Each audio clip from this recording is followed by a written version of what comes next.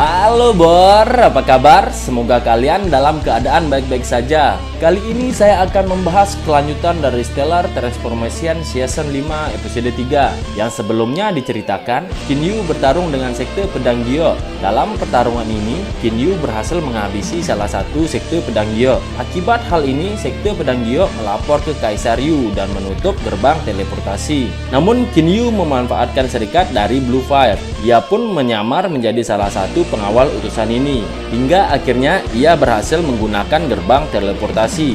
Nah, bagaimana kelanjutan di episode 4? Langsung saja kita ke spoilernya. Setelah berhasil masuk ke bintang Blue Fire, Kinyu berada di sebuah tempat yang mana tempat ini adalah sebuah restoran. Terlihat seseorang menemui Kinyu yang telah melakukan penyamaran. Tujuan dia datang kemari untuk membawakan pesanan yang telah Kinyu pesan, yang mana itu adalah batu roh kualitas tinggi. Kinyu pun berterima kasih dan memberikannya imbalan. Hal ini pun membuat pria itu sangat senang. Ia meminta untuk memberitahu dirinya jika Kinyu membutuhkan sesuatu lagi. Setelah orang itu pergi, Kinyu melihat ke arah luar yang sepertinya itu adalah menara di mana para utusan Blue Fire tinggal. Di sini ia pun mendengar pembicaraan orang-orang yang mengatakan bahwa Kaisar Yu dan Kaisar Iblis Su sedang melakukan sebuah transaksi. Namun mereka masih belum tahu apa yang mereka lakukan. Karena mereka ada dua kekuatan teratas dunia, Immortal dan juga Iblis, maka seharusnya transaksi ini melibatkan sebuah artefak yang langka. Di sisi lain, orang-orang juga sedang membahas hal yang sama. Karena banyak sekali para master yang berada di sini, maka kedua orang ini berencana untuk melihat situasi dulu, dan di saat mendapatkan kesempatan yang bagus, barulah mereka merebut harta karun itu. Beberapa saat kemudian, Kinyu menggunakan penglihatannya untuk mengetahui seberapa besar kekuatan yang dimiliki oleh orang-orang di tempat ini. Ia pun melihat seseorang yang menarik perhatiannya, apalagi orang itu juga menatap balik Kinyu. Sesaat kemudian, orang-orang pun mulai menyadari bahwa transaksi akan segera dimulai. Kita pun diperlihatkan para utusan membawa sebuah benda ke dalam gedung Lan Hao-yun. Pada saat itu juga bangunan itu pun ditutup dan orang-orang yang tidak memiliki keperluan apapun diminta untuk segera pergi. Orang-orang pun segera pergi sesuai dengan arahan suara. Namun mereka bukanlah pergi menjauh, melainkan mendekat ke arah gedung Lan Hao-yun. Tidak ingin ketinggalan, Kinyu juga ikut pergi. Semua orang yang berada di restoran tadi ternyata sudah berkumpul di depan gedung Lan Hao-yun. Beberapa saat kemudian terdengar suara tawa dari seorang gadis, yang mana penampilannya itu sangat mirip ketika Li'er pergi meninggalkan Kinyu. Tentu saja melihat itu semua membuat Kinyu teringat dengan Li'er, namun gadis itu bukanlah Li'er, melainkan namanya Jiang Yan. Kedatangan dia kemari untuk bertemu dengan Lo Yu. Dia yakin Lo Yu pasti akan kemari, jadi ia pun datang untuk memperingatkannya agar tidak melakukan hal-hal gila lagi. Namun Lo Yu tidak mendengarkannya dan memilih untuk pergi. Kinyu pun mendekatinya untuk meminta ia pergi karena bagaimanapun tempat ini sangatlah berbahaya. Tapi Jiang Yan tidak ingin mendengarkannya dan memilih untuk menyusul Lo Yu. Kinyu tahu betul gadis yang pergi tadi itu sangat mirip dengan Li'er. Di sebelah lain, para master berusaha untuk menghancurkan formasi dari gedung Lan Hao-yun. Mereka yang berhasil membuka sebuah celah segera masuk ke dalam gedung tersebut. Namun sepertinya ada sesuatu yang aneh karena tidak mungkin harta Kaisar Yu hanya dilindungi oleh sebuah formasi saja. Dan ternyata benar, karena tidak lama kemudian para master tadi berteriak kesakitan akibat serangan yang dilancarkan oleh para penjaga. Mereka adalah Shibai dan Xu Yiliang. Mereka memberitahu bahwa berdasarkan keputusan Kaisar Yu, siapapun yang ingin masuk ke dalam gedung ini harus memverifikasi identitas dan juga harus menjawab pertanyaan yang mereka berikan. Tapi Li Zhao tidak setuju dengan keputusan yang dibuat oleh Kaisar Yu. Bahkan ia meminta mereka untuk tidak berpikir apakah Kaisar Yu dan Kaisar Iblis Su dapat melakukan apapun yang mereka inginkan. Ia pun langsung saja berusaha untuk menghabisi kedua penjaga ini. Namun Xu Yiliang dengan mudah menghabisinya. Ia pun memberitahu siapapun yang berusaha untuk memberontak akan ia habisi. Shibai membenarkan mereka adalah orang-orang yang tidak puas dengan kekuasaan dan selalu menyembunyikan tindakan mereka. Ia pun meminta Bidao Tongxi untuk segera bertindak karena tidak ada lagi yang bisa dia sembunyikan.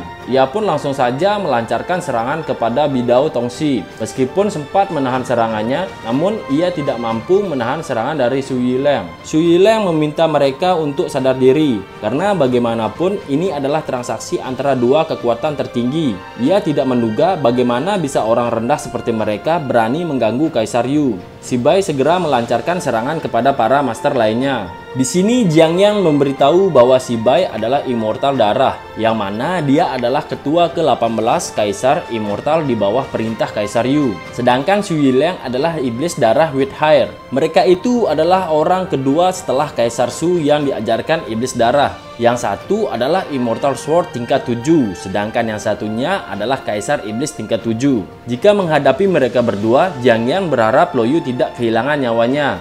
Di sebelah lain, pertarungan masih terus terjadi antara Sibai dan sepasang kekasih. Sibai tahu betul bahwa sepasang kekasih ini bersumpah hidup dan mati bersama. Jadi pada hari ini dirinya akan mengabulkan itu semua. Serangan yang dilancarkan tidak mampu mereka tahan, hingga pada akhirnya Huayi memilih untuk mengorbankan diri demi gadis yang ia cintai. Melihat itu semua, Qin Yu pun bergegas masuk ke dalam mansion immortalnya, yang mana di sana ia pun kembali memanggil Lan Feng. Sepertinya Qin Yu akan menggunakan Lan Feng untuk menghadapi para immortal. Tidak itu saja, Qin Yu juga memindahkan kesadarannya untuk mengubah langsung menjadi dirinya. Jadi penyamaran Qin Yu tidak akan terbongkar dan dia masih bisa menggunakan kekuatan Lan Feng. Kembali ke pertarungan, Sibai meminta Bayi untuk tidak khawatir karena tidak lama lagi dirinya akan mengirim dia menemui Huayi. Hal itu membuat dia kesal dan langsung saja melancarkan serangan kepada Sibai. Namun sepertinya dia memilih untuk mengorbankan diri dan menyusul Huayi. Untung saja Qin Yu dengan cepat melindunginya dan menahan serangan dari Sibai. Sayang sekali kekuatannya tidak mampu menahan serangan itu. Akibat semua ini membuat Lan Feng terluka. Qin Yu tidak menduga tubuh Lan Feng akan terluka. Jika dia yang menerima serangan itu, mungkin dia sudah mati. Saat itu juga Qin Yu pun menggunakan air mata meteor untuk mengobati Lan Feng. Kembali keluar, Su Yileng ini penasaran mengapa Lo Yu ingin menyinggung Kaisar Iblis Su. Ia juga menanyakan apakah gadis di sebelahnya adalah pacar barunya. Hal itu tidak dibenarkan oleh Jiang Yan. Mengetahui itu semua, Su Yileng berencana untuk menghabisinya. Apalagi ia yakin Lo Yu tidak akan peduli jika gadis itu mati. Namun Lo Yu tidak membiarkannya dan segera melindungi Jiang Yan. Su Yileng memberitahu bahwa kultivasi yang Lo Yu miliki tidak akan mungkin bisa menyakiti dirinya. Tapi Lo Yu tidak peduli dan kembali melakukan pertarungan dengan dirinya. Sebenarnya Su Yileng tidak ingin bertarung dengannya, jadi dia berharap untuk tidak memaksa dirinya. Namun kedatangan Lo Yu kemari adalah ingin mengganggu acara dari Kaisar Su. Jadi dia tidak peduli apakah Su Yileng akan menghadapi dirinya atau tidak, karena Lo Yu tidak akan melepaskan anggota dari Kaisar Iblis Darah. Di saat mereka bertarung, Sibai kembali melancarkan serangan. Untung saja di sini Qin Yu masih mampu menahan serangan yang ia lancarkan. Sontak saja hal itu membuat Sibai penasaran. Sebenarnya siapa ia, karena bagaimanapun Qin Yu telah berhasil menahan dua serangannya. Qin Yu hanya memberitahu bahwa ia adalah seorang penyelamat. Hal itu pun membuatnya kesal dan pertarungan pun kembali terjadi. Tapi kali ini Qin Yu akan berhadapan dengan Su Yileng, sedangkan Lo Yu akan berhadapan dengan Sibai. Jiang Yan memintanya untuk berhati-hati dan untuk membantunya, ia pun akan memberikan artefak yang ia miliki kepada Lo Yu. Pada saat itu juga pertarungan pun terjadi di antara mereka. Sibai tidak menduga dia memiliki sebuah artefak ilahi putaran ruang. Ia pun penasaran, siapakah dia dan apa hubungannya dengan nenek Yin Hua. Karena Lo Yu tidak ingin memberitahu dirinya, maka Sibai pun akan menghabisinya. Dan ia berharap supaya nenek Yin Hua tidak menyalahkan dirinya.